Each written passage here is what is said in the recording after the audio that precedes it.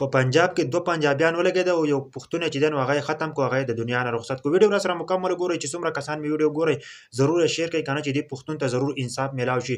ملګرو داسې وه که نه د بمپلو په وجه باندې چې دی نو پنجابیان ولګېدل او دغه پټان چې دی نو دی مکمل طور باندې د دنیا نه رخصت کړو. دې پټان چې دی نو په فیصل آباد کې چې دی نو دی هلته ګاډۍ وه او په ګاډۍ کې چې دی نو پلي خرڅولو. په دې کې چې دوه پنجابیان راغلل چې موږ له پلي راکړه، او دغه ورته ویل که نه چې یا نور ګاګ دی نور کسان دي چې دوی له زه فارغ کړم نو تاسو له به زه بیا پلي درکړم. په دغه کې چې دی نو دا پټان بای او دغه پنجابیان چې دی نو دا وران شولو او دغه پنجابیان ولګېد او دا پښتونه چې دی نو مکمل طور باندې د دنیا نه رخصت کړو. د ممپلو په وجه باندې چې دی نو د دنیا نه رخصت کړو. او بیا د هغه نه پس چې دی نو پنجابیان راووتلو او هغوی چې دی نو احتجاج وکړو چې که نه چې دی پښتون ته چې دی نو دې ته انصاف میلاو شي. او هغه ټیم کې چې دی نو تاسو سوچ هم نشئ کولی په پنجاب کې د پښتنو سره څه کېږي که نه تاسو سوچ هم نشئ کولی. دا پښتونه چې دی نو مکمل طور باندې دنیا نه رخصت کړی دی.